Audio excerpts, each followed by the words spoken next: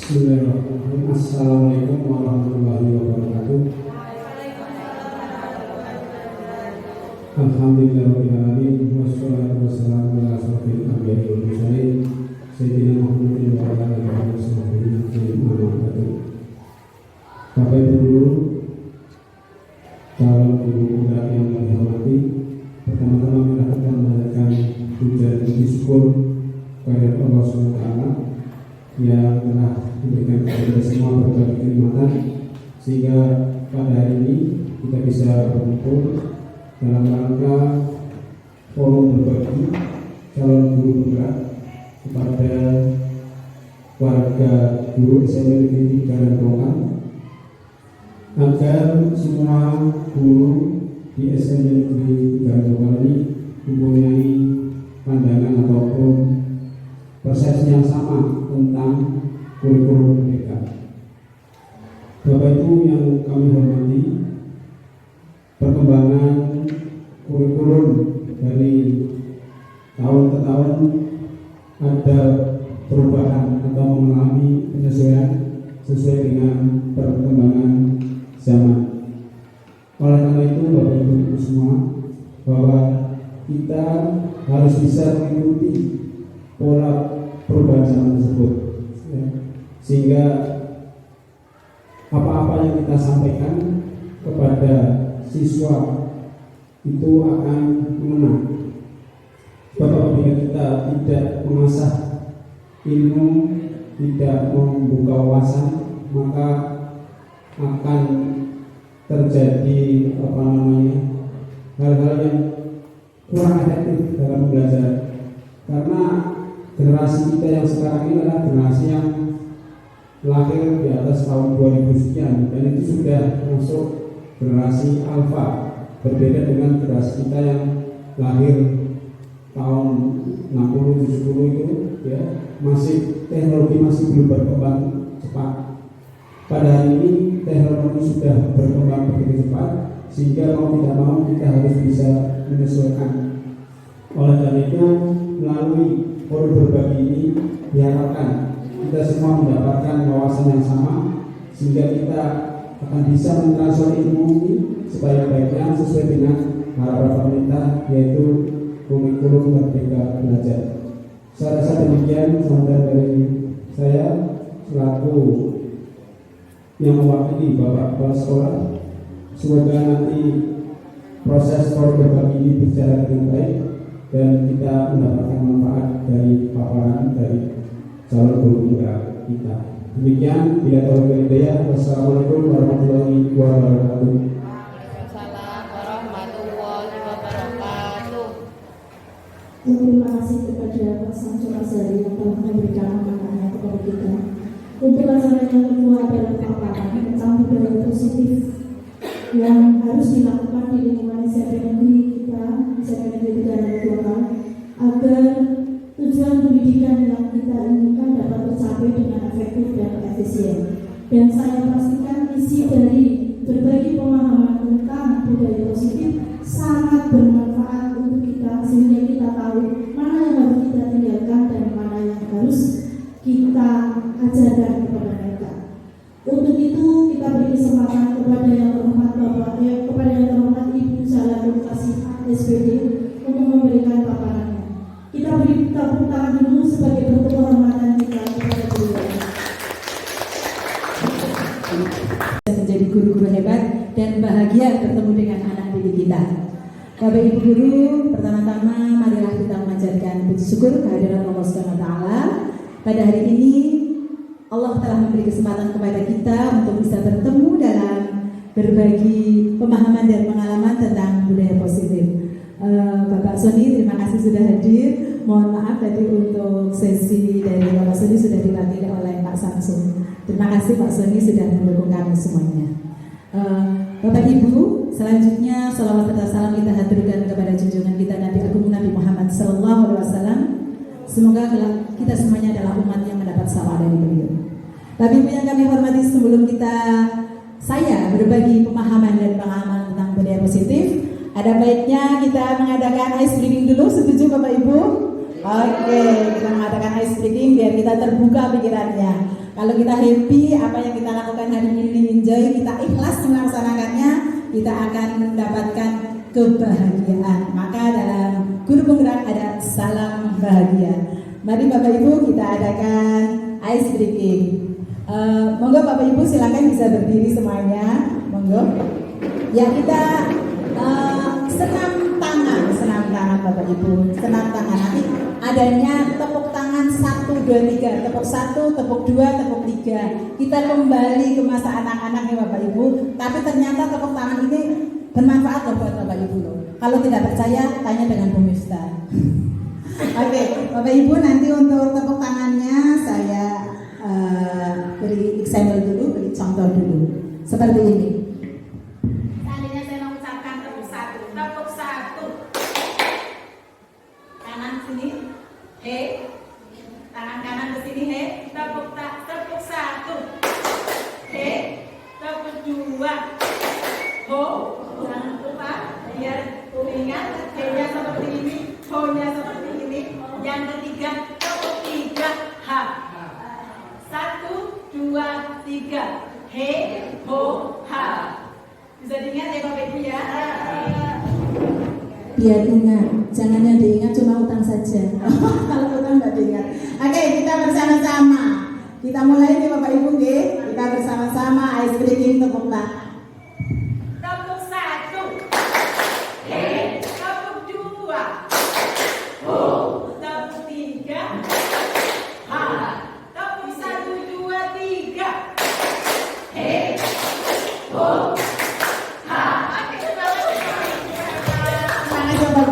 Terima kasih, silakan duduk kembali.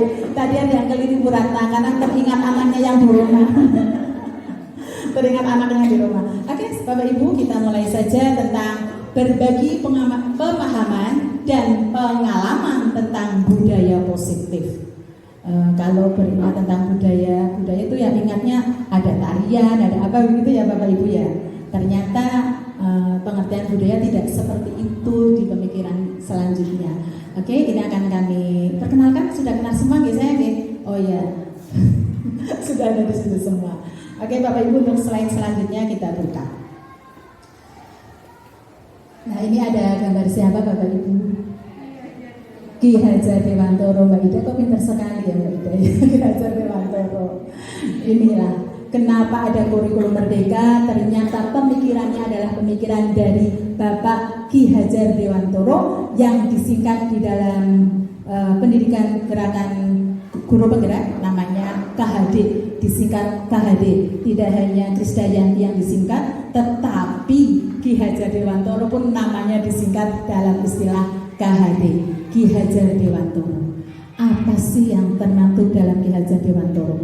Ternyata begini Bapak Ibu, setelah kami menempuh pendidikan selama beberapa bulan, ada jeda waktu 1 bulan, pendidikan yang kita harus kembangkan, tumbuhkan, tanamkan kepada anak didik kita di sekolah ataupun di rumah, karena kita terutama ibu-ibu adalah katanya madrasah pertama buat anak-anaknya. Yaitu yang perlu diingat Bapak Ibu, bahwa pendidikan itu harus sesuai dengan apa kodrat alam dan kodrat zamannya anak. Apa itu kodrat alam dan kodrat zaman anak? Jadi disesuaikan dengan anak, dengan kebutuhan anak, dengan minat dan bakat anak. Semuanya harus berpihak pada anak, bukan pada kita, bukan maunya kita, tapi harus tahu kebutuhan anak, minat anak bagaimana. Ini yang ternyata membuat tamparan buat saya, karena selama ini anak-anak harus menurut saya strength dengan anak. Pokoknya kalau anak tidak sesuai dengan apa yang saya bilang, apa yang saya buat, berarti anak tersebut tidak sesuai dengan apa peraturan sekolah.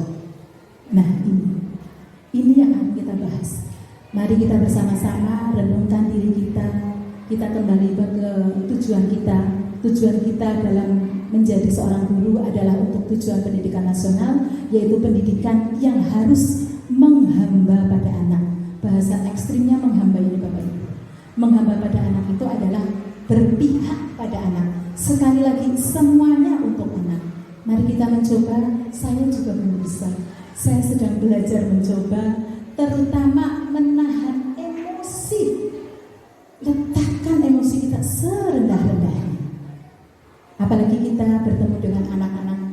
7, 8, dan 9 SMP yang masih mencari jati diri mereka, masih belum tahu siapa diri mereka. Itulah filosofi tentang pendidikan dari KHD Ki Hajar Dewantara. Untuk selanjutnya Bapak Ibu, apa sih yang akan kami sampaikan di sini? Yang ingin kami sampaikan adalah menumbuhkan budaya positif dalam kehidupan sehari-hari. Berkali-kali saya memberi judul tadi budaya positif. Apa itu budaya positif? Ini sebenarnya sudah sering kita lakukan. Budaya positif sebenarnya adalah pembiasaan-pembiasaan positif yang sering kita lakukan di sekolah kita. Apa nih? Setiap hari kita di depan itu kita ngapain? Iya, 5S itu terpasang di situ ya, 5S. Ya apa itu Mbak Musta 5S? Senyum, salam, sapa, sopan, santun. Itu termaktub di situ dan itu sudah dipasang di poster-poster. Itu sebenarnya bagus sekali Bapak Ibu. Seandainya itu dilaksanakan dengan baik, dibiasakan dengan baik, itulah yang disebut dengan budaya positif. Budaya positif itu adalah pembiasaan yang dilakukan setiap hari, pembiasaan positif. Dalam hal ini kita akan membahas perubahan paradigma belajar tentang disiplin positif, tentang motivasi perilaku manusia, kebutuhan dasar manusia, hukuman dan pelanggaran, posisi kontrol, keyakinan kelas, dan segitiga restitusi. Ini sepertinya istilah-istilah yang sangat baru ya buat kita. Saya juga kemarin kaget ketika belajar ini, kaget sekaget-kagetnya. Tetapi alhamdulillah kami sudah belajar dan mencoba mempraktekannya walaupun belum secara maksimal. Yang penting ada proses perubahan. Oke Bapak Ibu, kita langsung yang slide selanjutnya. Kenapa kami mengambil judul menumbuhkan budaya positif? Latar belakangnya adalah karena dengan suasana yang positif. Positif kan berarti yang bagus gitu ya. Yang bagus, yang baik gitu ya Bapak Ibu ya. Yang bagus, yang baik. Jangan pada ngantuk ya Bapak Ibu ya. Jangan pada ngantuk. Yaitu suasana positif yang mendukung menciptakan pembelajaran yang nyaman dan kondusif. Karena orang kalau sudah nyaman ya Pak Kasrin ya, kalau sudah nyaman enak. Kan kalau melakukan apa-apa juga enak. Betul-betul Pak Kasrin ya, betul ya Pak Kasrin ya. Kalau kita nyaman, enjoy, kan kita juga melakukan apa-apa tidak merasa terpaksa. Kita kesini berkumpul untuk berbagi pengalaman juga mudah-mudahan panjenengan nyaman dengan situasi seperti ini dan kondusif situasinya. Karena dengan suasana yang positif dapat tercipta pembelajaran yang menyenangkan. Kalau sudah nyaman, kondusif akan tercipta pembelajaran yang menyenangkan. Sesuai kebutuhan suasana positif juga akan membantu menggerakkan moral yang positif bagi murid. Nah, moral ini singkat ini. Sehingga karakter murid tidak hanya terbentuk dari akademik atau intelektual saja, tapi juga dari lingkungan yang ada. Oleh karena itu, ada yang disebut dengan pengertian budaya positif yang sudah tadi kita bahas bersama, yaitu berisi tentang nilai-nilai, keyakinan-keyakinan, kebiasaan-kebiasaan yang ada di sekolah yang berpihak pada murid. Sekali lagi, semuanya harus berpihak pada murid. Semuanya berpihak pada murid. Sebenarnya kita sudah melaksanakan, cuma ternyata ini namanya budaya positif, kebiasaan itu tersebut. Begitu Bapak Ibu. Selanjutnya, ini ada pemantik pertanyaan buat Bapak Ibu. Selama ini kalau anak tidak sesuai atau melakukan yang tidak sesuai dengan peraturan sekolah ya, karena kita punya peraturan sekolah ya, itu kan ada yang namanya hukuman ya Bapak Ibu ya. Nah ini kami punya pertanyaan dua ini ya Bapak Ibu. Apakah hukuman dapat membuat anak disiplin? Coba Bapak Ibu bersama, apa iya ya? Ketika anak sudah diberi hukuman, apa mereka bisa berdisiplin ya? Apa disiplinnya cuma sekali itu saja, selanjutnya tidak? Yang kedua, apakah tindakan anak yang melanggar norma atau tata tertib dari peraturan sekolah tersebut dilakukan mereka secara sadar? Mereka sadar apa tidak sih? Atau mereka dalam keadaan semaput? Tidak mungkin lah ya. Sadar apa tidak? Ini ada dua pertanyaan. Coba ini Bapak Ibu renungkan. Oke Bapak Ibu, selanjutnya perubahan paradigma. Bapak Ibu, kita akan membuat permainan kepalan tangan. Bapak Ibu nanti akan mengepalkan tangan. Oleh karena itu Bapak Ibu tolong sediakan secari kertas sedikit saja, sediakan secari kertas sedikit saja. Kertas satu lembar kertas bisa dibagi 4, itu boleh. Iya, sedikit saja. Iya, dibagi 2, dibagi 4. Mbak Miftah tolong bisa dibantu Mbak Miftah. Iya, sebagai guru BK dan anak saya karena masih muda. Kegiatan kepalan tangan, kita main-main lagi Pak Sigit yang kemarin habis sakit ya. Mudah-mudahan sehat ya Pak Sigit. Semangat Pak Sigit, biar tidak vertigo, kita main-main saja. Pokoknya kita senang-senang Pak Sigit. Iya, Bu Gaji tidak usah disediakan dong Mbak Leni, kasihan Bu Gaji kok. Oh, Pak Sigit. Iya, Bu Gaji tidak usah disediakan dong Mbak Leni, kasihan Bu Gaji kok. Oh, malah yang menyediakan Bu Gaji. Oh ya tidak apa-apa. Berarti ibu yang baik memfasilitasi kebutuhan anak ini. Ini yang bagus ini. Sedikit saja Bapak Ibu. Silahkan tuliskan satu hal yang berharga dalam diri Bapak Ibu. Yang berharga milik Bapak Ibu, tuliskan apa, terserah yang berharga, yang paling berharga. Renungkan apa yang paling berharga. Oh, yang paling berharga itu ternyata sertifikat tanah saya yang di bawah kasur, boleh tulis. Atau pacar saya, boleh tulis. Atau calon suami saya, atau calon mantu juga boleh. Ya, bukan Mas Rezano, jadi tulis dipegang ya. Oke, sudah ditulis satu saja. Setelah itu Bapak Ibu, silakan Bapak Ibu pegang yang erat di tangan kanan Bapak Ibu. Remat Bapak Ibu, remat di bos ya, remat. Pegang, ya otomatis, makanya kecil saja teman. Oke, terus apa yang akan dilakukan Bapak Ibu? Saya meminta ini kepada Bu Leni, tolong merayu kepada Bu Gaji. Meminta pada Bu Gaji Arniatur untuk membuka kepalan tangannya yang tadi dia memegang rol yang berharga, bisa dengan merayu, bisa dengan memaksa, terserah apapun usaha Bu Leni agar Bu Gaji mau membuka kepalan tangannya. Diidik-idik juga boleh. Aduh, harus mau buka. Coba ini, ya ini Bapak Ibu. Coba, ya silakan. Bu Gaji. Tapi awal ini.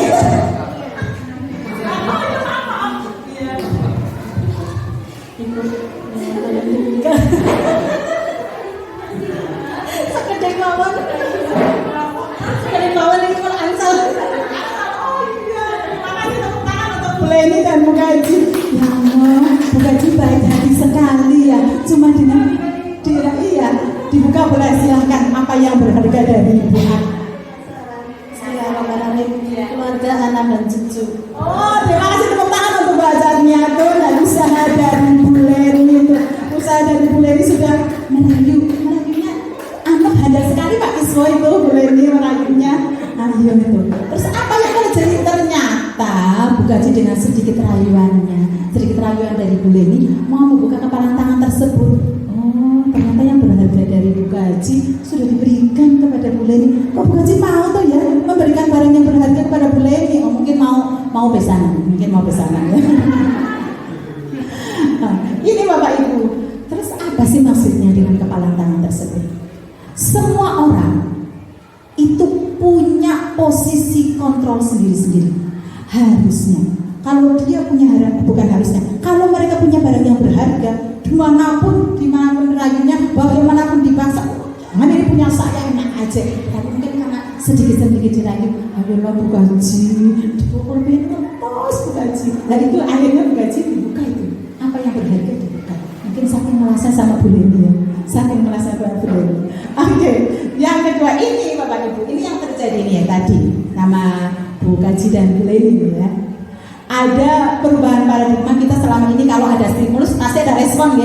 Kalau ada stimulus ada respon, ada rangsangan pasti ada respon. Kalau dikit pasti kayak gitu Ibu. Kalau ada ayolah Bu Gaji dibuka, akhirnya Bu Gaji melas, akhirnya direspon dibuka. Nah Ini yang perlu kita ada perubahan paradigma dari stimulus respon menjadi teori kontrol yang masih mencari jati diri mereka, masih belum tahu siapa diri mereka. Itulah filosofi tentang pendidikan dari KHD Ki Hajar Dewantara. Untuk selanjutnya Bapak Ibu, apa sih yang akan kami sampaikan di sini? Yang ingin kami sampaikan adalah menumbuhkan budaya positif dalam kehidupan sehari-hari. Berkali-kali saya memberi judul tadi budaya positif. Apa itu budaya positif? Ini sebenarnya sudah sering kita lakukan. Budaya positif sebenarnya adalah pembiasaan-pembiasaan positif yang sering kita lakukan di sekolah kita. Apa nih? Setiap hari kita di depan itu kita ngapain? Iya, 5S itu terpasang di situ ya, 5S. Ya apa itu Mbak Mista 5S? Senyum, salam, sapa, sopan, santun. Itu termaktub di situ. Dan itu sudah dipasang di poster-poster, itu sebenarnya bagus sekali Bapak Ibu. Seandainya itu dilaksanakan dengan baik, dibiasakan dengan baik, itulah yang disebut dengan budaya positif. Budaya positif itu adalah pembiasaan yang dilakukan setiap hari, pembiasaan positif. Dalam hal ini kita akan membahas perubahan paradigma belajar tentang disiplin positif, tentang motivasi perilaku manusia, kebutuhan dasar manusia, hukuman dan pelanggaran, posisi kontrol, keyakinan kelas, dan segitiga restitusi. Ini sepertinya istilah-istilah yang sangat baru ya buat kita, gitu. Saya juga kemarin kaget ketika belajar ini, kaget sekaget-kagetnya. Tetapi alhamdulillah kami sudah belajar dan mencoba mempraktekannya walaupun belum secara maksimal. Yang penting ada proses perubahan. Oke Bapak Ibu, kita langsung yang slide selanjutnya. Kenapa kami mengambil judul menumbuhkan budaya positif? Latar belakangnya adalah karena dengan suasana yang positif. Positif kan berarti yang bagus gitu ya. Yang bagus, yang baik gitu ya Bapak Ibu ya. Yang bagus, yang baik. Jangan pada ngantuk ya Bapak Ibu ya. Jangan pada ngantuk. Yaitu suasana positif yang mendukung menciptakan pembelajaran yang nyaman dan kondusif. Karena orang kalau sudah nyaman ya Pak Kasrin ya, kalau sudah nyaman enak. Kan kalau melakukan apa-apa juga enak. Betul-betul Pak Kasrin ya, betul Pak Kasrin ya. Kalau kita nyaman, enjoy, kan kita juga melakukan apa-apa tidak merasa terpaksa. Kita kesini berkumpul untuk berbagi pengalaman juga, mudah-mudahan panjenengan nyaman dengan situasi seperti ini dan kondusif situasinya. Karena dengan suasana yang positif dapat tercipta pembelajaran yang menyenangkan. Kalau sudah nyaman, kondusif, akan tercipta pembelajaran yang menyenangkan. Sesuai kebutuhan suasana positif juga akan membantu menggerakkan moral yang positif bagi murid. Nah, moral ini singkat ini. Sehingga karakter murid tidak hanya terbentuk dari akademik atau intelektual saja, tapi juga dari lingkungan yang ada.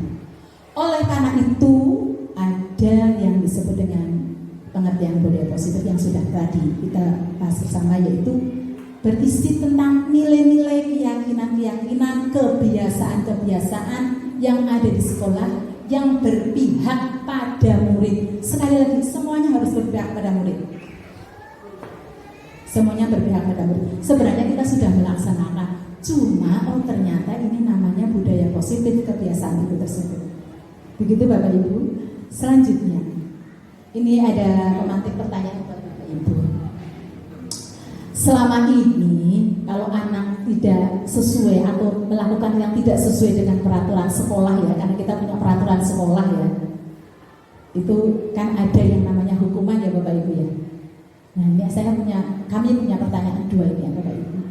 Apakah hukuman dapat membuat anak disiplin? Coba Bapak Ibu bersama, apa iya ya? Ketika anak sudah diberi hukuman, apa mereka bisa berdisiplin ya? Apa disiplinnya cuma sekali itu saja, selanjutnya tidak? Yang kedua, apakah tindakan anak yang melanggar norma atau tata tertib dari peraturan sekolah tersebut dilakukan mereka secara sadar. Mereka sadar apa tidak sih? Atau mereka dalam keadaan semaput? Tidak mungkin lah ya. Sadar apa tidak? Ini ada 2 pertanyaan. Coba ini Bapak Ibu renungkan. Oke Bapak Ibu, selanjutnya perubahan paradigma.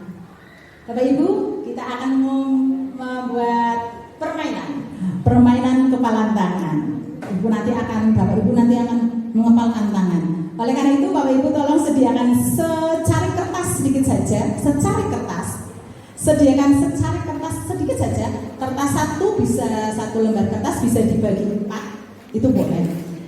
Iya, sedikit saja.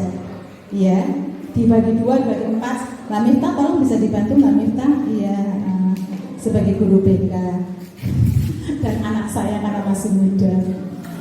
Kegiatan kepalan tangan, kita main-main lagi Pak Sigit yang kemarin habis sakit ya. Mudah-mudahan sehat ya Pak Sigit. Semangat Pak Sigit, biar tidak vertigo, kita main-main saja. Pokoknya kita senang-senang Pak Sigit. Iya, Bu Gaji tidak usah disediakan dong Mbak Leni, kasihan Bu Gaji tuh. Oh, senang Pak Sigit. Iya, Bu Gaji tidak usah disediakan dong Mbak Leni, kasihan Bu Gaji tuh. Oh, malah yang menyediakan Bu Gaji. Oh ya, tidak apa-apa. Berarti ibu yang baik memfasilitasi kebutuhan anak ini. Ini yang bagus ini. Sedikit saja Bapak Ibu.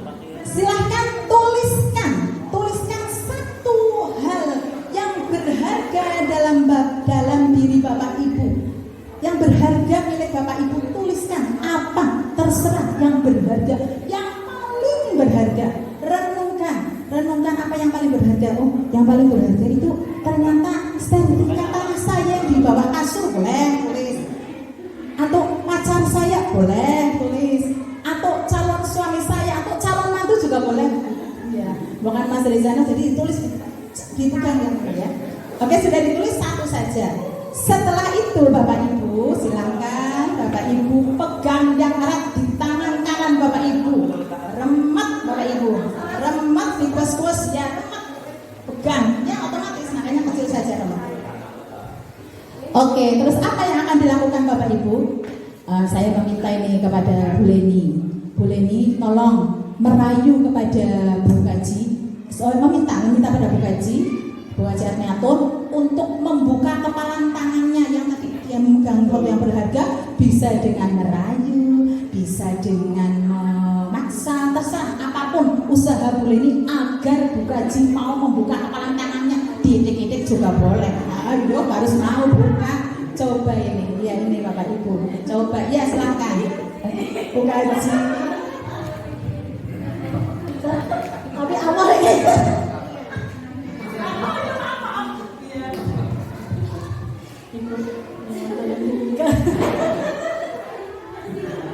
Sekedek mawon ini kalau ansal. Terima kasih tepuk tangan untuk Bu Leni dan Bu Gaji. Ya Allah, Bu Gaji baik hati sekali ya. Cuma dengan dibuka boleh, silahkan apa yang berharga dari Ibu. Keluarga, anak dan cucu. Oh, terima kasih tepuk tangan untuk Bu Armiatun dan usaha dari Bu Leni. Usaha dari Bu Leni sudah merayunya handal sekali Pak Kiswo itu, Bu Leni merayunya. Ayo itu. Terus apa yang terjadi? Ternyata Bu Gaji dengan sedikit rayuan dari Bu Leni mau membuka kepalan tangan tersebut. Oh, ternyata yang berharga dari Bu Gaji sudah diberikan kepada Bu Leni. Kok Bu Gaji mau tuh ya memberikan barang yang berharga kepada Bu Leni? Oh, mungkin mau besanan. Ini Bapak Ibu. Terus apa sih maksudnya dengan kepalan tangan tersebut? Semua orang itu punya posisi kontrol sendiri-sendiri. Harusnya, kalau dia punya kalau mereka punya barang yang berharga, dimanapun rayunya, bagaimanapun dipaksa, jangan ini punya saya, enak aja. Tapi mungkin karena sedikit dirayu, ayolah Bu Gaji, dipukul pintos Bu Gaji. Nah itu akhirnya Bu Gaji dibuka itu. Apa yang berharga dibuka. Mungkin saking merasa sama Bu Leni ya. Oke, yang kedua ini Bapak Ibu, ini yang terjadi ini ya tadi sama Bu Gaji dan Bu Leni ya. Ada perubahan paradigma kita selama ini. Kalau ada stimulus pasti ada respon ya. Kalau ada stimulus ada respon, ada rangsangan pasti ada respon. Kalau dikit pasti kayak gitu Ibu. Kalau ada, ayolah Bu Gaji dibuka. Akhirnya Bu bukan jelas, akhirnya direspon di muka. Nah ini yang perlu kita ada perubahan paradigma dari stimulus respon menjadi teori kontrol. Pada stimulus respon kegiatan pertama kita selalu mencoba orang agar sesuai dengan apa yang kita inginkan. Tapi kalau dalam teori kontrol kita berusaha memahami, oh ya enggak mau buka ya enggak apa-apa, memahami pada orang lain beda enggak apa-apa, oh dia beda kok. Oh iya enggak apa-apa beda. Yang kedua, perilaku buruk dilihat sebagai kesalahan kalau stimulus respon. Contoh gini mungkin, ketika anak salah, nah dia buruk itu, dia melakukan kesalahan itu. Karena kita tidak tahu semua perilaku pasti punya tujuan. Anak melakukan kesalahan atau tidak sesuai norma yang sudah ditetapkan pasti punya alasan. Kadang kita menutup mata, kita tidak mau tahu alasan mereka. Pokoknya kamu melanggar, kamu suruh pakai sepatu hitam kok masalahnya penting. Padahal ternyata kita tidak tahu alasan mereka. Yang ketiga, orang lain dia bisa mengontrol saya. Itu kalau saya respon, dia orang lain selalu bisa mengontrol kita. Ini kita mencoba hanya kita sendiri yang bisa mengontrol diri kita. Hanya kita sendiri yang bisa mengontrol diri kita. Yang selanjutnya, saya bisa mengontrol orang lain.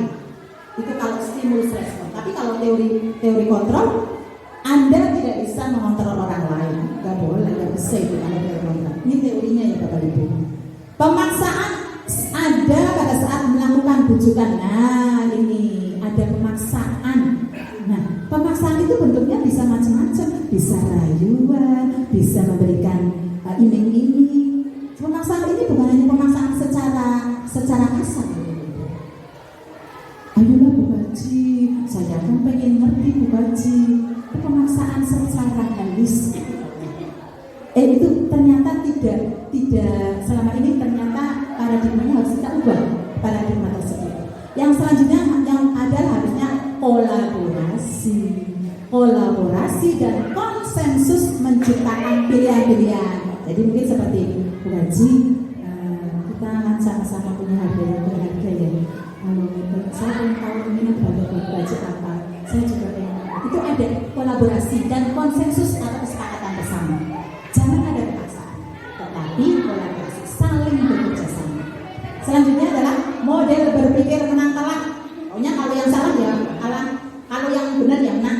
Gitu seperti itu. Harus kita ubah. Model pemikirannya harus sama-sama menang, harus sama-sama paham, harus sama-sama memahami. Jadi win-win solution kalau ada seperti itu ya. 50-50, menang-menang, tidak ada yang kalah-kalah. Itu kalau teori kontrol. Ini nanti yang akan kita pada bersama teori kontrol, perubahan dari teori stimulus respon ke teori kontrol. Ini teorinya Bapak Ibu. Mudah-mudahan dengan teori ini, dengan istilah ini kita bisa memahami. Yang selanjutnya Bapak Ibu, ini mungkin ini motivasinya seperti ini. Teori motivasi perilaku manusia. Kadang orang melakukan sesuatu, tadi kan disebutkan di awal. Anak melakukan sesuatu pasti ada alasannya. Kita melakukan sesuatu pasti ada alasannya. Itu yang harus kita pahami. Ketika kita melakukan sesuatu, ketika anak melakukan sesuatu, pasti ada alasannya. Pasti ada motivasinya. Motivasi yang pertama mungkin seperti ini. Untuk menghindari ketidaknyamanan atau hukuman. Aku pakai sepatu hitam kan harusnya. Padahal aku nggak mau pakai sepatu hitam, tapi ya biar nggak dihukum lah. Itu kan seringnya seperti itu. Hari Senin pakai sepatu, pakai topi, pakai dasi biar tidak dihukum. Ada, itu namanya motivasi eksternal dari itu. Yang kedua, untuk mendapatkan imbalan dari orang lain atau institusi. Lah ini biar saya dipuji sama Bu Miftah, biar besok kalau saya pakai terus, saya membawa terus, saya biasanya dapat permen dari Bu Miftah. Ini juga masih motivasi eksternal, masih motivasi dari luar. Dan yang terakhir adalah untuk menghargai diri sendiri. Saya pakai sepatu hitam karena memang kewajiban saya. Saya merasa nyaman pakai sepatu hitam karena saya menghargai diri saya sendiri. Kalau pakai sepatu hitam itu adalah sesuai dengan peraturan sekolah dan saya itu adalah sebentuk penghargaan untuk diri saya sendiri. Saya mengerjakan tugas adalah untuk menghargai diri saya sendiri. Walaupun kita tidak tahu tugasnya betul apa salah. Itu adalah untuk penghargaan pada diri kita sendiri. Jadi itu bukan kesadaran pada diri mereka sendiri. Oh iya nih, 40 juta kok harus sekolah. Itu Bapak Ibu. Kedua ya Bapak Ibu, ini motivasi-motivasi yang biasanya dilakukan oleh kita. Motivasi ada dua, eksternal sama internal. Nah, ini yang perlu dikembangkan di dalam budaya positif, yang di dalamnya ada disiplin positif. Kita harus menumbuhkan motivasi internal atau kesadaran pada diri kita dan pada anak didik kita. Selanjutnya, Bapak Ibu, waduh tulisannya tidak.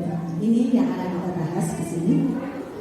Budaya positif di dalamnya nanti ada disiplin positif, nilai-nilai kebajikan universal dari di atas sudah, motivasi hukuman dan penghargaan, nanti ada restitusi, keyakinan kelas dari istilah-istilah tadi, posisi kontrol, segitiga restitusi. Nanti kita akan memahami ini semua Bapak Ibu. Kita bersama-sama, bukan karena saya lebih pintar, tidak, tapi karena saya belajar lebih dulu. Coba kalau belajarnya bareng, pasti pahamnya juga bareng. Ini karena kita dari 5 CGP belajar lebih dulu, kami berbagi pemahaman tersebut. Selanjutnya Bapak Ibu, konsep itu tentang disiplin. Ini konsep intinya seperti ini tadi. Yang selanjutnya Bapak Ibu, apa sih konsep inti dari disiplin positif? Konsepnya itu Bapak Ibu,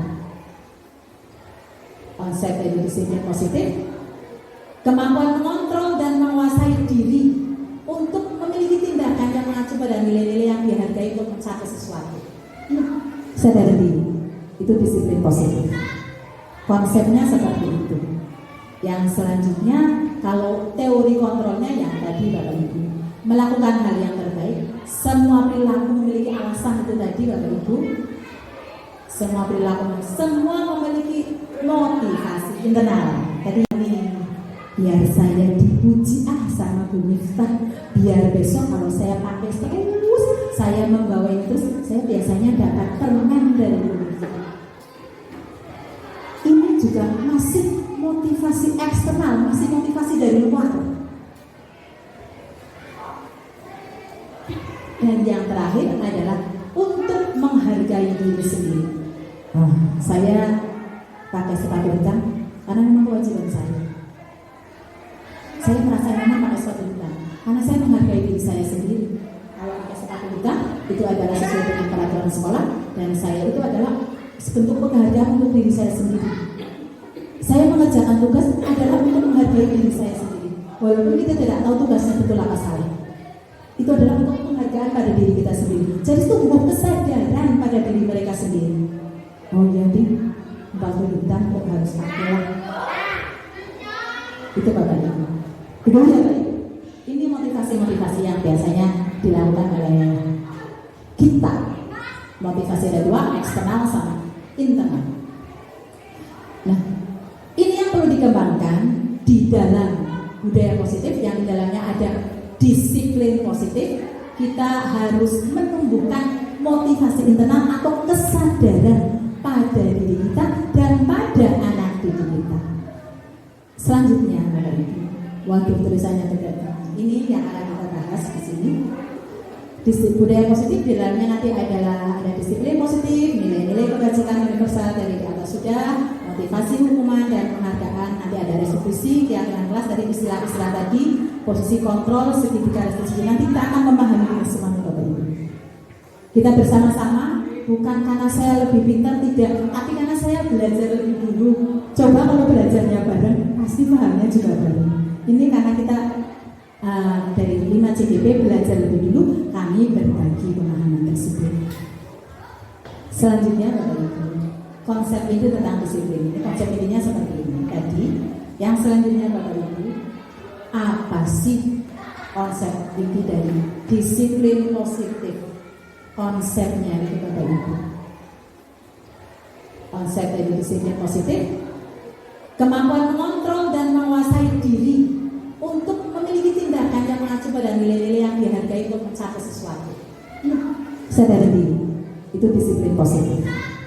Konsepnya seperti itu. Yang selanjutnya, kalau teori kontrolnya yang tadi Bapak Ibu, melakukan hal yang terbaik. Semua perilaku memiliki alasan itu tadi Bapak Ibu.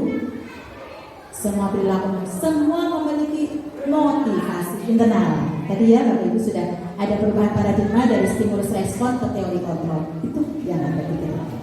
Selanjutnya Bapak Ibu, tentang disiplin positif. Inilah pengertiannya Bapak Ibu. Dari budaya positif itu ternyata di dalam budaya positif ada disiplin positif. Selama ini kalau kita mendengar kata disiplin kayaknya streng Ibu ya, harus disiplin kamu ya, harus begini ya. Ternyata ini Bapak Ibu. Disiplin positif merupakan suatu cara penerapan disiplin yang menanamkan motivasi anak, alasan anak untuk menjadi orang yang mereka inginkan. Yang mereka inginkan bukan yang kita inginkan Bapak Ibu, yang mereka inginkan. Dan menghargai diri sendiri dengan nilai-nilai yang mereka percaya tanpa terpengaruh adanya hadiah, ancaman maupun hukuman. Ini tadi yang teori motivasi ya. Hadiah, ancaman, hukuman. Jadi mereka itu melakukan sesuatu karena sadar.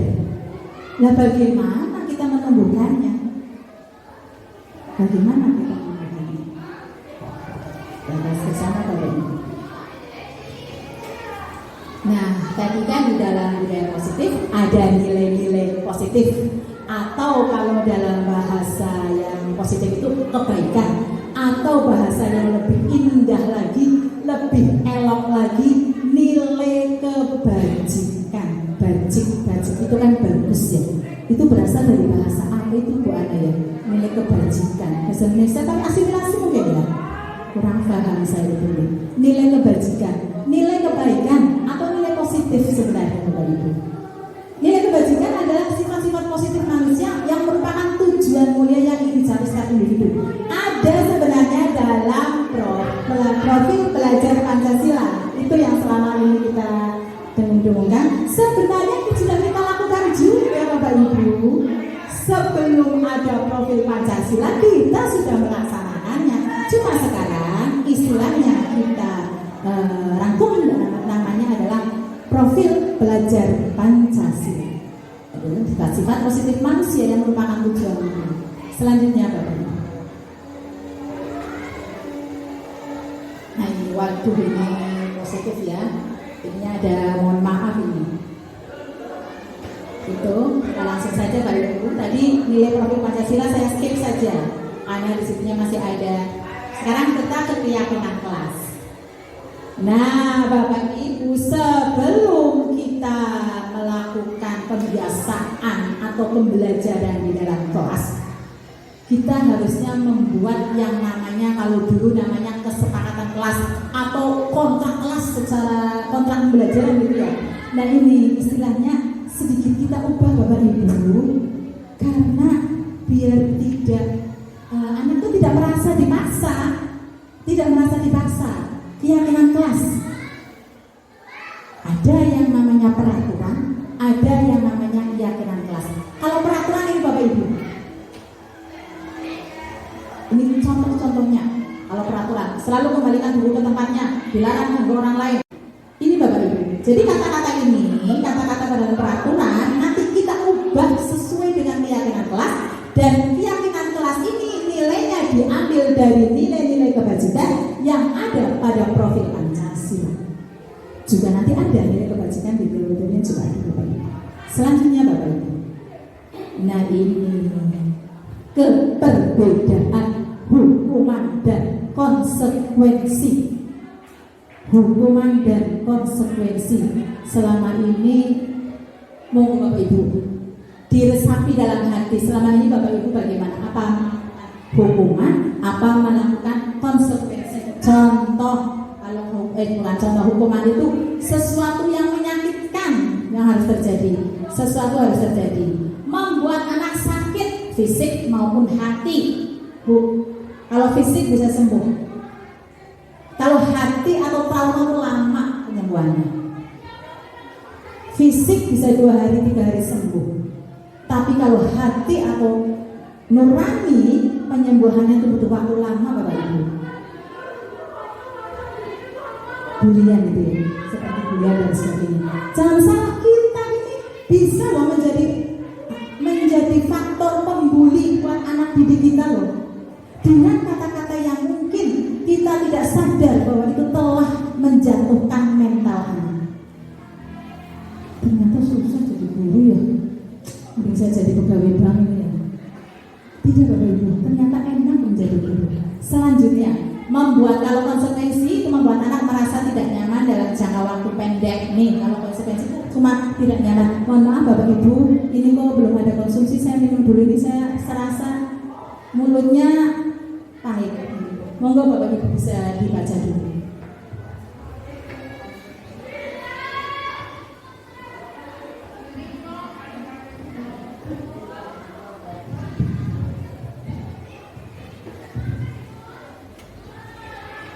Paksaan, kalau anak membenci disiplin, anak menghargai disiplin. Kalau hukuman, paksaan. Kalau konsekuensi, masih stimulus respon, mendorong anak menyakiti diri sendiri.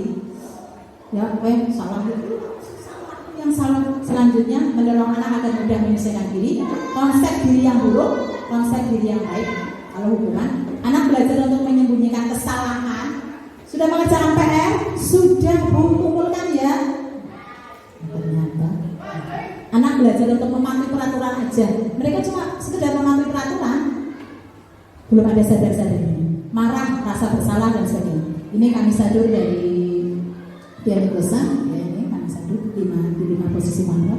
Selanjutnya Bapak Ibu, ini tentang hukuman dan konsekuensi. Kalau konsekuensi ini seperti ini Bapak Ibu, secara singkatnya, ada peraturan harus dilaksanakan, ada stimulus, ada respon, itu konsekuensi. Kalau hukuman, ya sudah, pokoknya kamu ya seperti itu, salah itu kamu.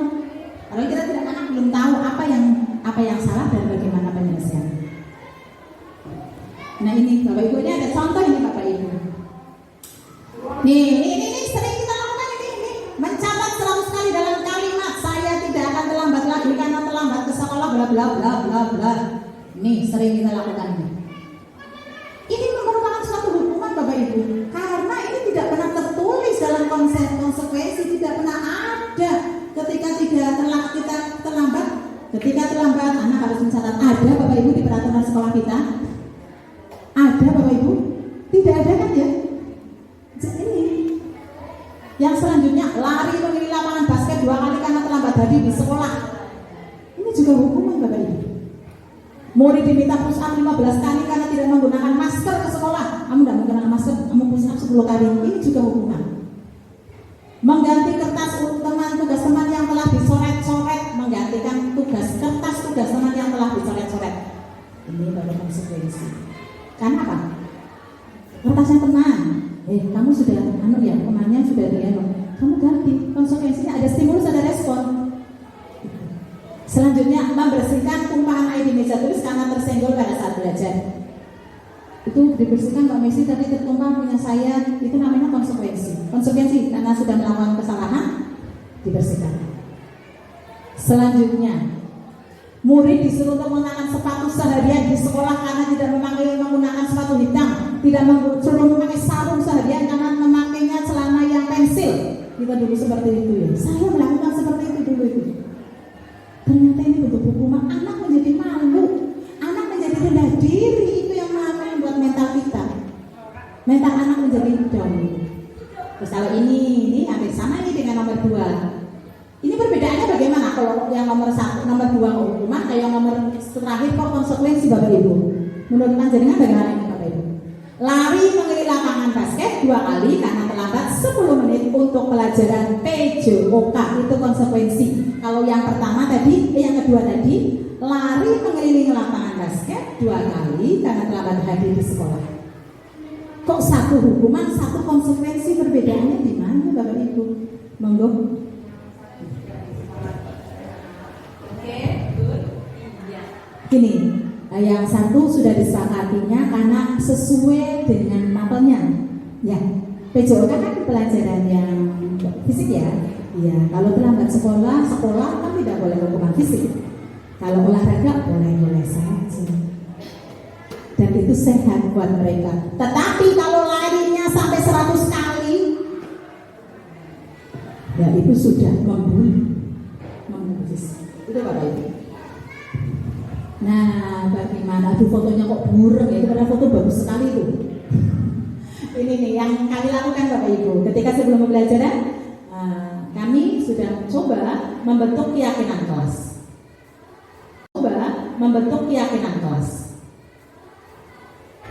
Apa sih keyakinan kelas itu yang tadi sudah kami sebutkan? Dapat mengusul seperti ini, kesepakatan yang telah dibuat dan disepakati bersama-sama.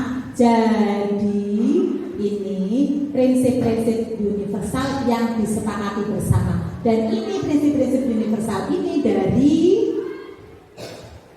5P tersebut, dan itu diusulkan dari anak, bukan dari kita.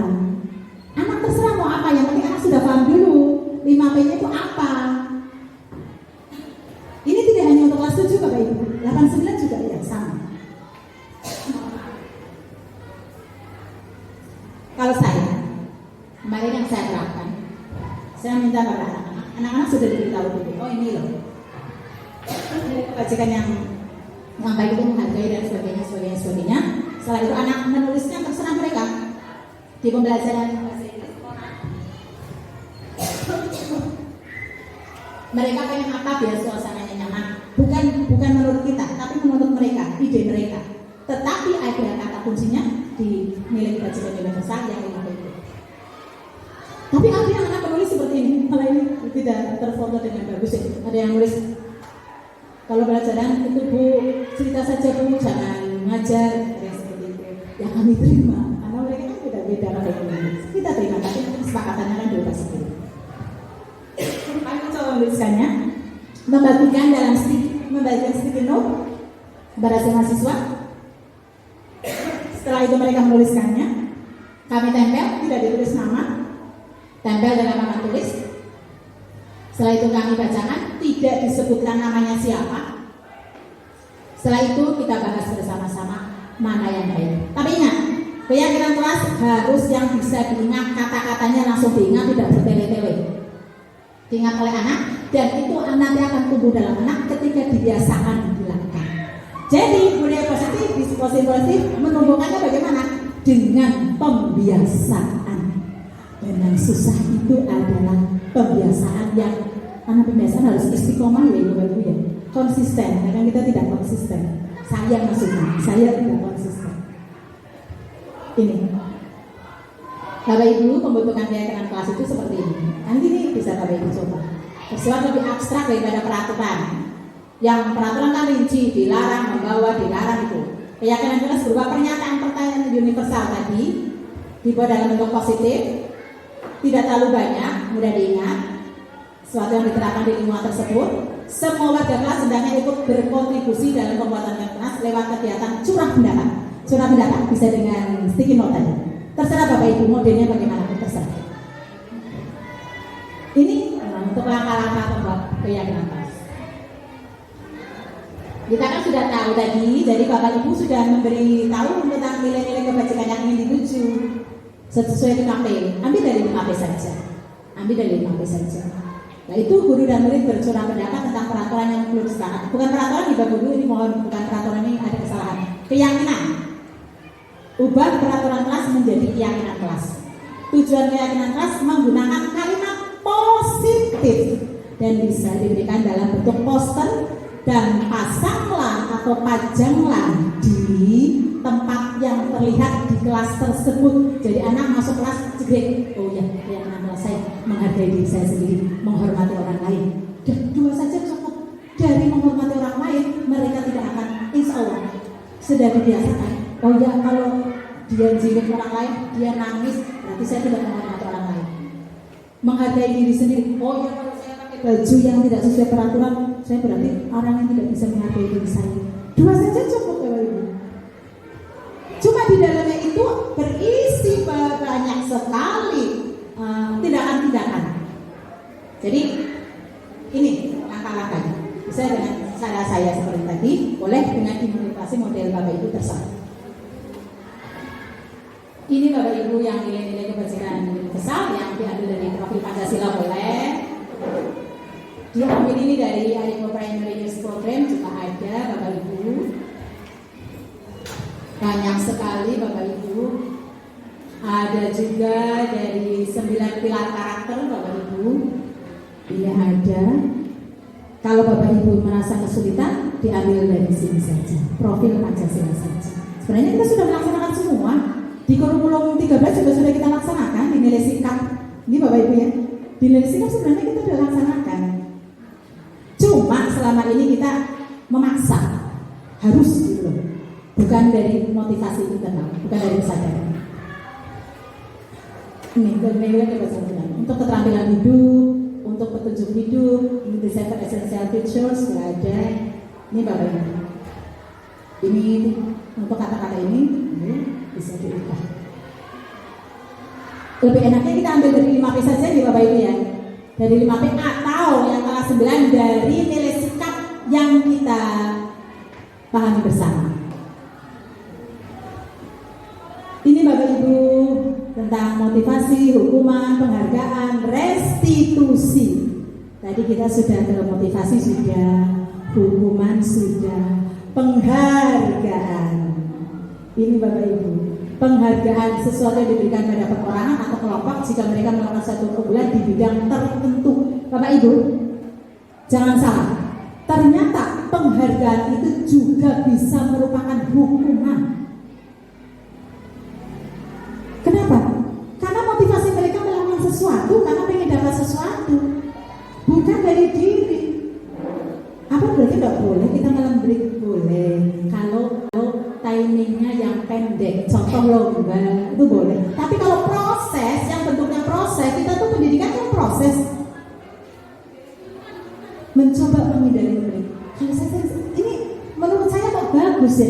Saya tuh seperti ini. Oh bujuk, saya kasih memegang 5.000. Pokoknya I give you 5.000 rupiah karena kamu sudah bisa menyebutkan tubi begitu ya Pak Kasring ya. Misalnya kalau kita kan senang anak bisa menyebutkan tubi, sudah diajar dengan lupa, oh ngerti tubi, saya kasih 5.000. Senang sekali. Menurut saya kok bagus. Kalau itu poin-poin tertentu mungkin ulangan ya. Satu kali kan ulangan ya. Tapi kalau proses yang bentuknya proses pemahaman itu mohon dihindari. Makanya di kurikulum 13 itu sudah tidak ada yang namanya peringkat 1, 2, 3. Itu tidak boleh Bapak Ibu. Di kurikulum 13 saja sudah tidak ada. Apalagi sekarang kita kurikulum merdeka yang semuanya harus menghamba pada anak, berpihak pada anak. Jangan berkonotasi menghamba kita menuhankan anak, bukan ya. Intinya kita melayani anak. Melayani anak. Mencoba. Terus ini ada sesuatu yang baru lagi, restitusi. Ini sudah istilah yang baru buat saya, restitusi. Ini apa nih, kami sempat berdebat panjang dengan 5CGP ini Bapak Ibu. Rekan-rekan kami ada restitusi. Oh ini kayaknya untuk guru BK bukan untuk kita. Seperti itu. Saya sempat seperti itu berdiskusi dengan teman-teman 5CGP. Ini kan seharusnya untuk guru BK bukan kita ya Bu Ana ya Bu Nurul. Iya, ini seharusnya seperti itu. Ternyata tidak Bapak Ibu. Tanggung jawab anak itu bukan tanggung jawab guru BK, bukan tanggung jawab wali kelas, tapi tanggung jawab guru masing-masing. Karena panjenengan ketemu langsung, karena kita ketemu langsung dengan mereka. Itu bisa benar. Saya sudah mencoba ini seperti meneliti saya ini di modul 1 itu, yang modul 1 itu seperti meneliti saya. Aduh, kok selama ini saya salah semua ya. Tapi alhamdulillah mudah-mudahan sedikit demi sedikit. Kadarnya saya baru mencoba tidak emosi. Kalau dulu saya kan seperti kucing. Kalau dikinjak buntutnya langsung nyam gitu ya. Kalau ada anak ngomong, seperti itu. Sekarang saya mencoba, oh ternyata ya. Ini saya tidak hanya dipraktekkan kepada anak saya di sekolah, tapi anak saya di rumah. Anak saya kata anak saya itu militer. Ibu tuh kayak militer katanya. Nah untuk apa saya mendidik anak di sekolah dengan baik, tapi anak saya di rumah tidak? Saya mencoba untuk anak saya. Mumpung saya punya 1 anak di rumah, yang 2 sudah pergi ke dunianya masing-masing, dunia universitas, dunia pondok. Nah saya alhamdulillah Allah memberikan titipan. Yese, gue tak mikir, gue biar didik orang bener sih ya, gue bocah lebih. Ya ini, saya diberi Mas Abror, alhamdulillah. Saya mencoba. Akhirnya apa yang saya dapatkan dari CGP, saya praktekkan ke anak saya. Mencoba walaupun ya belum bisa maksimal, saya berusaha saja. Restitusi itu apa Bapak Ibu? Proses menciptakan kondisi bagi murid untuk memperbaiki kesalahan mereka sehingga mereka bisa kembali pada kelompok mereka dengan karakter yang lebih kuat, dengan sifat yang lebih kuat sesuai dengan apa yang mereka punya karakternya, karakter dari mereka. Itu menurutku seni teori Bapak Ibu. Selanjutnya, ini keyakinan kelas. Keyakinan kelas dan kebutuhan dasar manusia. Keyakinan kelas tadi sudah dibahas. Keyakinan kelas dibuat untuk memenuhi kebutuhan dasar manusia. Apa sih kebutuhan dasar? Ternyata Bapak Ibu, kita manusia itu punya 5 kebutuhan dasar teorinya. Yang utama adalah untuk bertahan hidup. Bapak Ibu pasti perlu makan semua, iya enggak? Itu kebutuhan hidup Bapak Ibu. Mbak Mesti makan apa enggak sehari Mbak Mesti? Oh Mbak Mesti kan enggak makan karena dia pengen pakai sanggul, yang baik, pakai kebaya. Makan Mbak Mesti. Kalau Mbak Mary sudah makan. Untuk makan. Untuk kebutuhan saraf, Kebutuhan fisiknya ya Mbak Mary ya. Itu survive, untuk bisa hidup, survive kita. Nah ini hal bersifat abstrak sesuai dengan kebutuhan dasar manusia. Selanjutnya Bapak Ibu, ini yang posisi kontrol. Nah ini tadi kan ada teori kontrol. Nah posisi kontrolnya kita itu ternyata ada di posisi ini 5. Bisa sebagai penghukum, pembuat rasa bersalah, teman, pemantau, manajer. Nah ini sih bagaimana fungsinya nanti kami akan bahas. Penghukum itu yang bagaimana? Pembuat rasa bersalah itu yang bagaimana? Teman itu yang bagaimana? Pemantau itu yang bagaimana? Manajer itu yang bagaimana? Menurut panjenengan kami panjenengan belum tahu semuanya istilahnya apa. Tetapi menurut panjenengan ini kita yang terbaik menurut panjenengan yang mana ini? Penghukum, pembuat rasa bersalah, teman, pemantau, manajer. Menurut panjenengan yang mana? Manajer ya otomatis, manajer kan paling tinggi, bayarannya paling tinggi otomatis, ya kan deh? Manajer bayarannya paling tinggi. Berarti kalau panjenengan pengen bayaran lebih tinggi, jadilah pada posisi manajer. Bagaimana itu posisi manajer kita terapkan sebagai seorang guru? Nanti akan beri pengalaman yang sudah kami lakukan, mencoba memposisikan sebagai posisi manajer. Nah nanti di segitiga ada segitiga restitusi, yaitu proses dialog yang dijalankan oleh guru agar dapat menghasilkan murid mandiri dan bertanggung jawab. Ini segitiga restitusi ada 3. Yang pertama, langkah yang pertama adalah menstabilkan identitas, validasi tindakan yang salah, menayakan keyakinan. Banyak sekali ini Bapak Ibu. Nah ini 5 posisi kontrol yang pertama, penghukum. Panjenengan pernah merasa di posisi ini apa tidak? Kalau saya dulu sebelum ini sering banget ini saya seorang guru, seorang penghukum bisa menggunakan hukuman fisik maupun verbal. Orang-orang yang tidak mengurusi penghukum senantiasa mengatakan nih biasanya dialognya seperti ini. Patuh aturan saya, apa saya, kamu keluar dari kelas saya.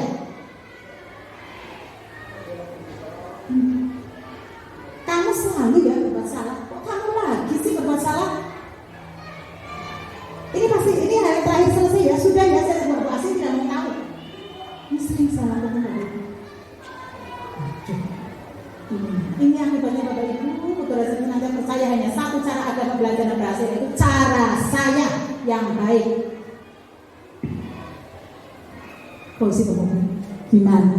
Pernah enggak Bapak Ibu di posisi penghukum? Mbak Miftah pernah enggak? Pernah ya? Saya sering Mbak Miftah. Kalau guru BK memang orangnya halus-halus ya, guru BK itu sudah belajar ini. Ini saya lagi mencoba mengadakan pembuat merasa bersalah. Pada posisi ini biasanya gunakan bersuara lebih lembut, yang suaranya lembut-lembut, kayak tepung yang diayak gitu ya Bapak Ibu. Pada posisi ini biasanya gunakan bersuara lebih lembut. Pembuat orang merasa bersalah akan menggunakan keheningan yang membuat orang lain merasa tidak nyaman, rasa tidak nyaman, bersalah atau rendah diri dengan kata-kata keluar dengan lembut, walaupun kata-kata yang keluar lembut, tapi mereka merasa bersalah. Ibu sangat kecewa dengan guru. Kenapa? Saya sangat kecewa kali ini. Anak muridnya ya. Berapa kali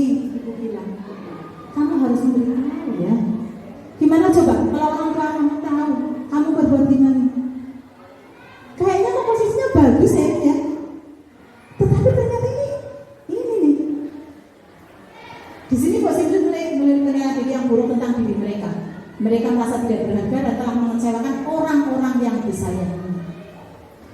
Ini berbahaya Bapak Ibu. Ternyata berbahaya. Aduh, susah sekali. Nah, teman ini Bapak Ibu. Ini menurut saya paling bagus tuh teman. Kita sudah memposisikan mereka seperti teman biar akrab gitu ya.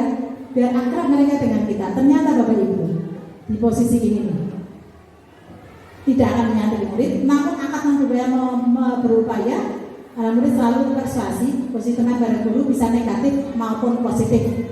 Positif di sini berupa hubungan baik, positif, hubungannya jadi baik, terjalin antara guru dan murid.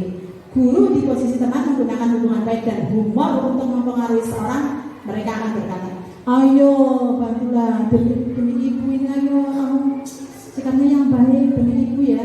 Jadi mereka hanya melakukan motivasinya bukan motivasi sadar, tapi demi sayang, demi gurunya. Ayo ingat tidak bantu bapak selama ini. Nah ini Ibu, hal negatif dari posisi teman. Bila suatu saat guru tersebut tidak membantu, maka murid akan kecewa dan berkata, karena dia posisinya sebagai teman, saya pikir Bapak Ibu teman saya. Ketika mereka melakukan kesalahan, terus mereka diingatkan tidak mau, dikecewakan seperti ini. Masih ngantuk Bapak Ibu? Oke, tepuk tangan semuanya Bapak Ibu, tepuk tangan dulu biar tidak ngantuk. Ini AC-nya tidak nyala. Selanjutnya monitor, posisi sebagai monitor, pemantau. Ini kalau pemantau monitor itu karena ada data, ada peraturan, melakukan kesalahan, terus seperti ini. Ini sebenarnya sudah bagus, tetapi motivasinya belum motivasi secara internal. Tidak bagusnya karena masih ada motivasi dari luar. Peraturannya apa coba? Kamu tahu peraturannya apa? Ya, apa yang telah kamu lakukan coba? Sanksi atau konsekuensinya apa coba? Jadi ketika anak melakukan seperti itu, perkataannya seperti itu. Mengandalkan penghitungan catatan data. Tuh, anak salah, nih peraturannya nih, ini salah, ya kan? Ini poinnya, ya kan? Poinnya seperti ini kan, betul kan? Selanjutnya, ini kalau pengen bayarannya mahal Bapak Ibu, bayarannya akhirat Bapak Ibu, insya Allah kita ketemu di akhirat di surga ya Allah. Manager adalah posisi mentor di mana guru berbuat sesuatu bersama dengan murid, mempersilahkan murid, mempertanggungjawabkan perilakunya, mendukung murid agar dapat menemukan solusi sendiri. Jadi mereka menemukan solusi sendiri atas permasalahan mereka. Apakah kamu meyakininya? Jika kamu meyakininya, apa kamu bersedia memperbaikinya? Jika kamu memperbaiki, hal ini menunjukkan apa tentang diri kamu? Apa rencana kamu untuk memperbaiki hal ini? Bukan kita yang menunjukkan perbaikannya, tapi biar anak menemukan sendiri. Tugas seorang manajer bukan mengatur perilaku, tetapi kita membimbing murid untuk mengatur dirinya, mengembalikan murid ke kelompoknya dengan lebih baik dan kuat lagi. Ini Bapak Ibu. Selanjutnya, ini pengalaman positif yang sudah kami lakukan.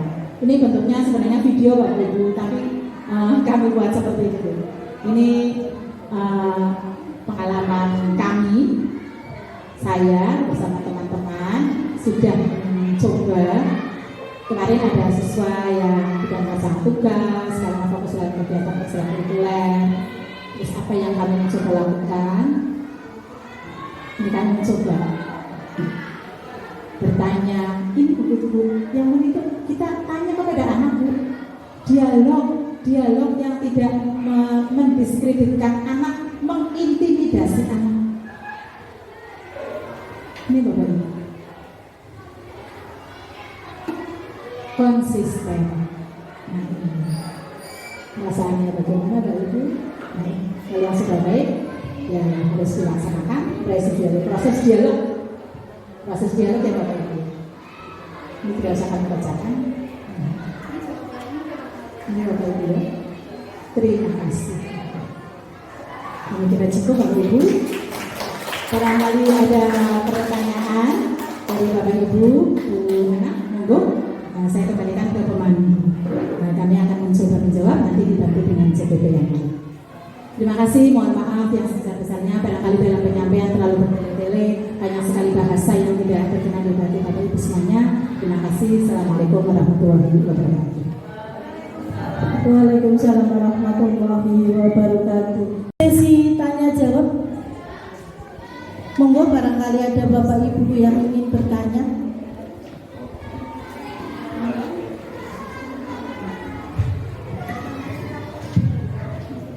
Monggo Bapak Ibu ada. Mungkin dari Bu tidak apa-apa, Bu Miftah berbagi aja pengalaman bagaimana. Mungkin nggak apa-apa. Silakan Mbak Miftah.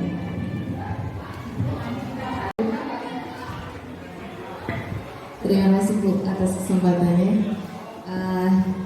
Berbagi cerita dengan pengalaman saya selama menjadi guru BK itu, setelah mendapatkan materi dari apa yang Bu Asi sampaikan, memang banyak sekali kesalahan yang ternyata selama ini saya lakukan.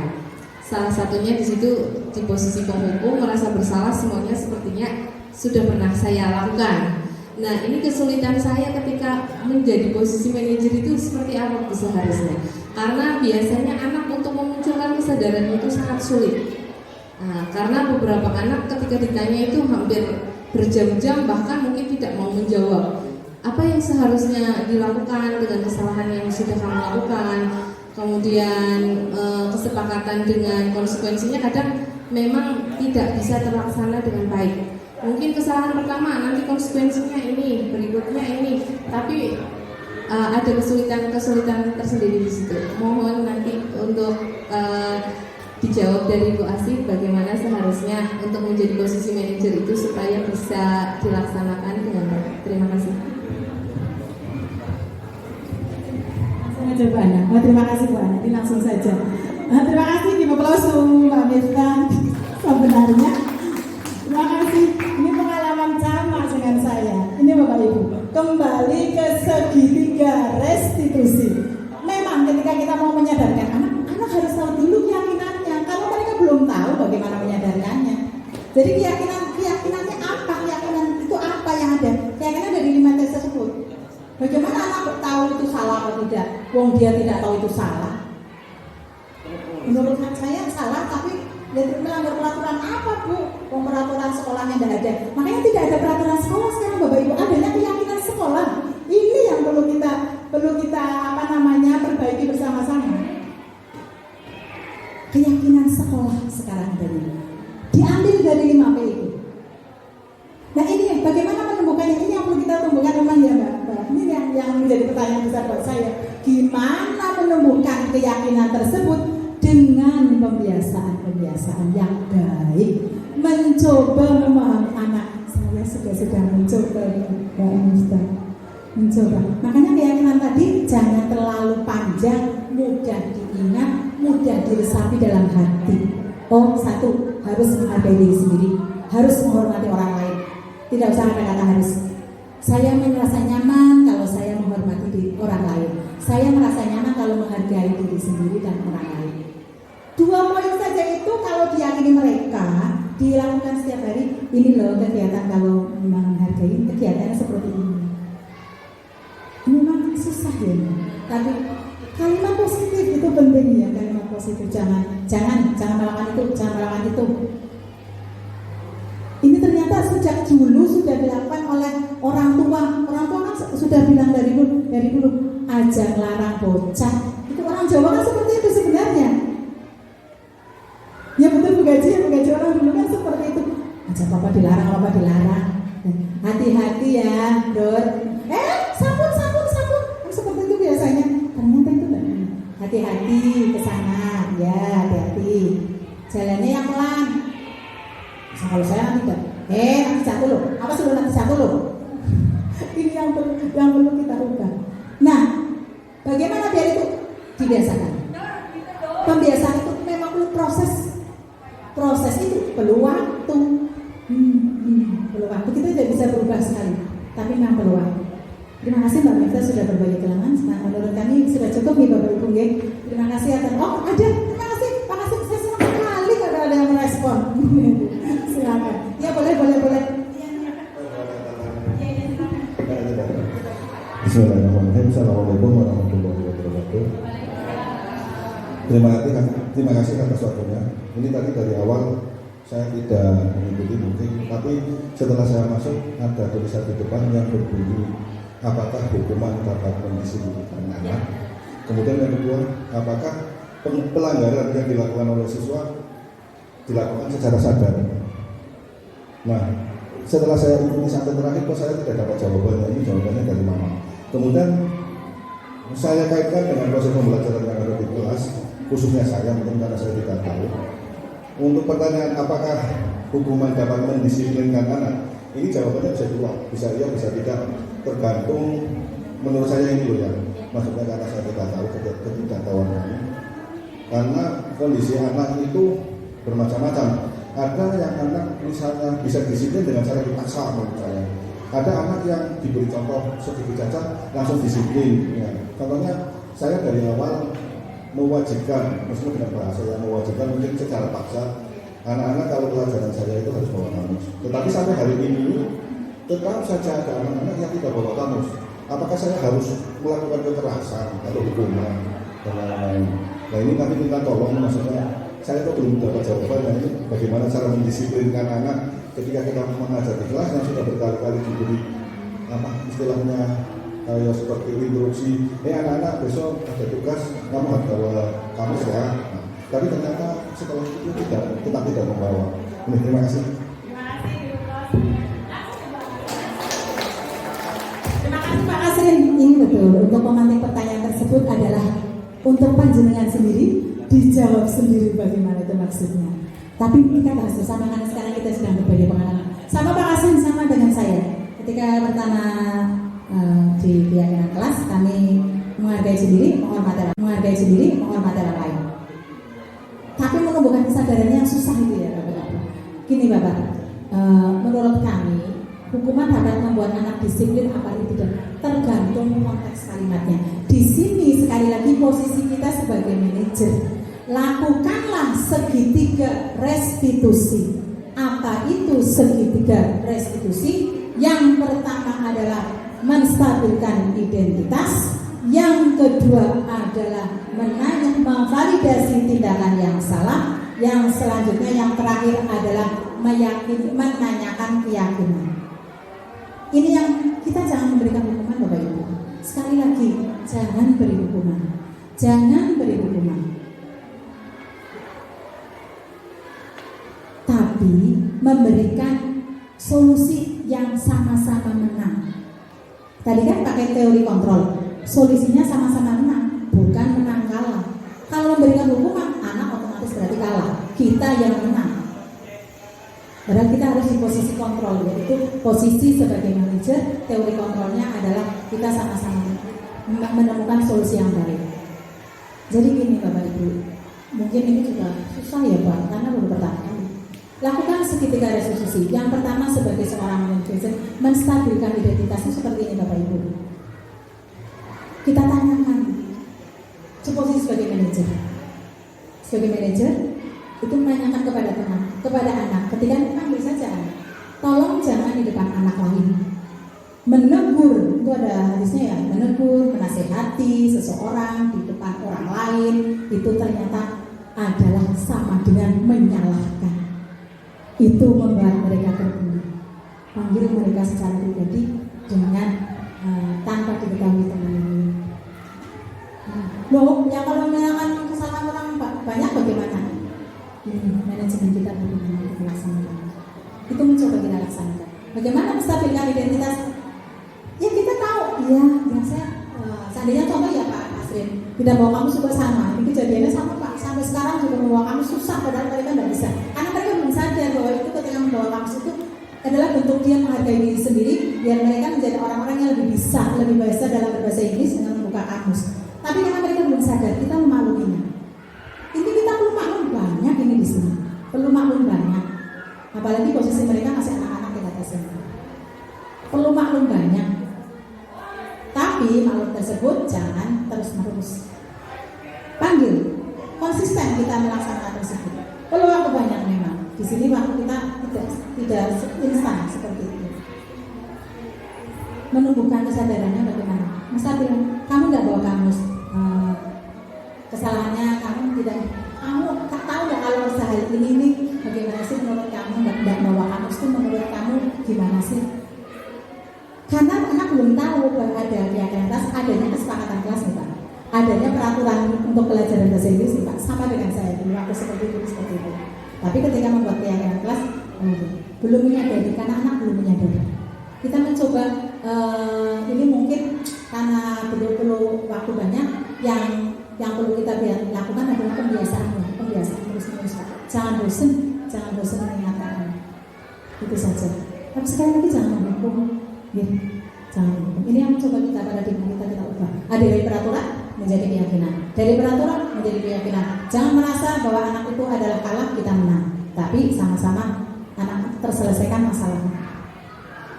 Susah menang, tapi kita mencoba. Susah kita mencoba ya Pak Kasih. Sama dengan saya Pak Kasih.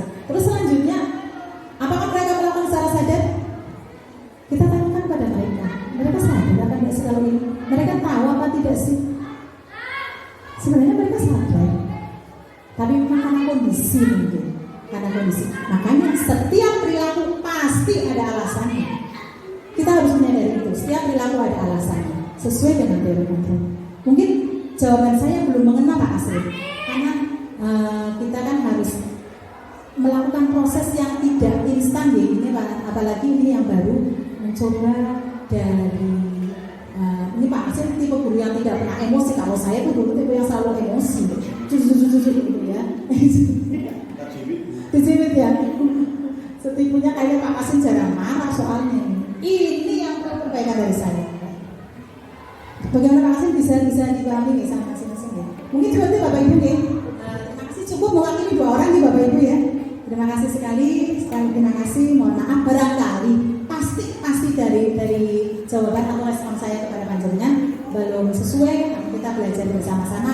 Yang penting kita sudah memahami bahwa budaya positif itu penting sekali. Mari kita jalankan bersama-sama dengan kebiasaan-kebiasaan yang lebih konsisten. Terima kasih. Terima kasih kepada dua penanya, sekaligus terima kasih kepada Bu Salahuddin Fasihah yang telah memberikan ilmunya kepada kita. Yang terpenting di sini adalah ayolah kita sebagai guru berjuang untuk mencapai tujuan pendidikan kita, yaitu agar siswa menjadi bermanfaat bagi dirinya sendiri dan bagi orang lain. Selamat untuk Bapak Ibu guru, selamat berbahagia, selamat menjalankan tugas. Dan untuk acara yang terakhir adalah penutup. Marilah kita tutup pada acara pagi hari ini dengan membaca hamdalah bersama-sama. Saya sebagai pembawa acara mohon maaf apabila dapat banyak terjadi kesalahan. Saya akhiri dulu. Assalamualaikum warahmatullahi wabarakatuh. Terima kasih semua.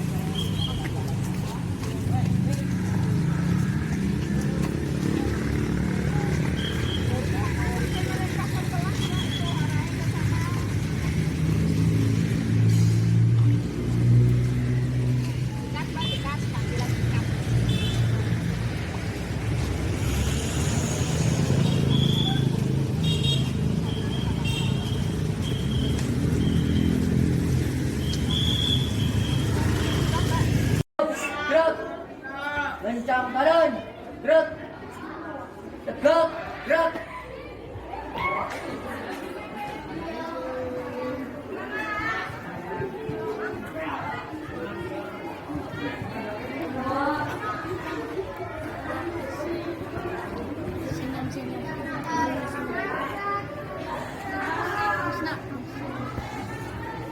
Siswa-siswa.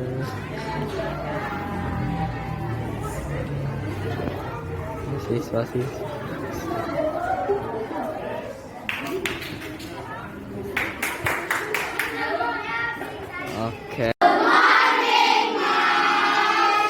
morning, children. How are you today?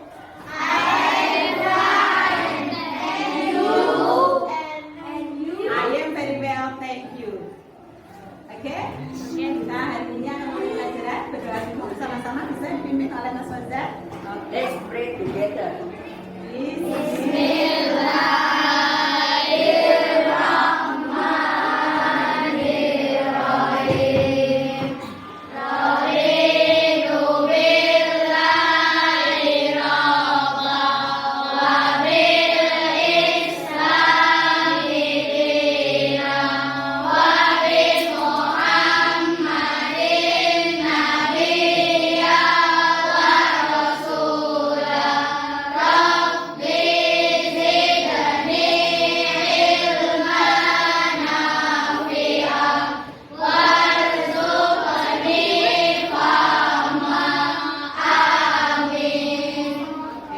Sit down, please. Oke. Okay, how are you, student? Kemarin kita sudah mempelajari berbagai soal, berbagai materi itu. Belajar materi tentang apa? Number ya. Sebelum ke number, kita juga hari ya, ada hari. Mari kita bertepuk tangan number mau? Kita bertepuk tangan siap semuanya? Tepuk tangan 1, 2, 3. Anak-anaknya 1, 2, 3 kita belajar ya. Pakai bahasa Inggris ya. Ya alimu ya qabilu ya basitu ya khafidu ya rafi'u ya mu'izu ya mudiru ya sami'u ya basiru.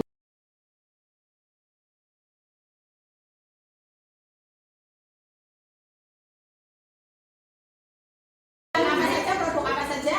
Paham ya?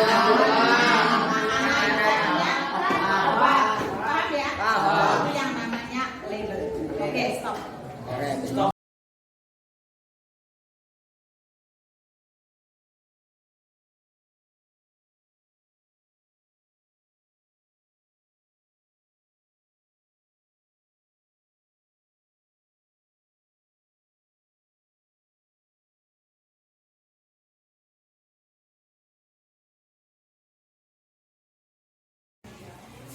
Assalamualaikum Bu, boleh saya masuk?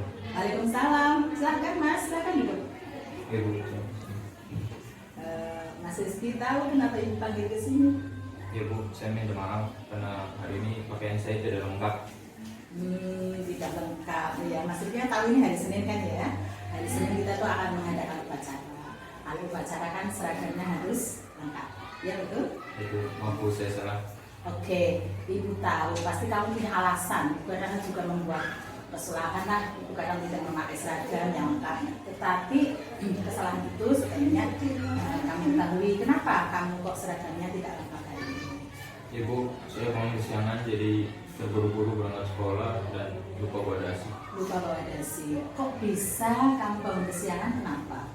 Ya Bu, maaf Bu, semalam saya bergadang jadi bangun kesiangan. Bangun kesiangan. Solusinya bagaimana Mas biar kamu tidak kesiangan? Ada Bu, saya tidak akan bergadang lagi dan meminta ibu saya untuk membangunkan saya. Oke, selain di rumah, selain ibu kamu, ada enggak yang orang lain yang bisa membangunkan kamu biar kamu berangkat lebih awal? Ada Bu, ada bapak dan kakak. Oh, ada bapak dan kakak. Solusi yang tepat Mas. Ibu bangga dengan kamu. Mas Rizky masih ingat enggak keyakinan yang sudah kita sepakati bersama tentang kegiatan kamu ini hari ini yang tidak memakai seragam? Masih Bu, Iya. Apa itu keyakinan? keyakinan disiplin dan bertanggung jawab. Disiplin dan bertanggung jawab. Terus solusinya bagaimana Mas? Ya Bu, saya berjanji tidak akan mengulangi lagi. Oke, bagus. Ibu berdoa mudah-mudahan kamu bisa menjadi orang yang lebih bertanggung jawab, menjadi orang yang lebih disiplin. Beri saya kesempatan Bu. pasti Ibu akan memberikan kesempatan. Mudah-mudahan kamu lebih baik lagi ke depannya dan menjadi orang yang lebih sukses. Terima kasih Bu. Sama-sama, silakan kamu bisa meningkatkan ini. Permisi Bu. Sama-sama. Setelah saya bertemu dengan Bu Asih, ketika saya melakukan pelanggaran keyakinan kelas, yaitu disiplin dan bertanggung jawab memakai seragam yang lengkap, saya merasa lega karena beliau tidak menyalahkan dan memarahi saya. Bu Asih meminta saya menemui secara pribadi untuk menanyakan alasan kenapa saya melakukan kesalahan itu dan apa solusi yang bisa saya lakukan untuk memperbaiki kesalahan tersebut, sehingga saya bisa menyadari tentang keyakinan kelas dan menyelesaikan serta memperbaikinya. Terima kasih Bu. Saya sangat merasa nyaman dan tidak terintimidasi walaupun saya bersalah.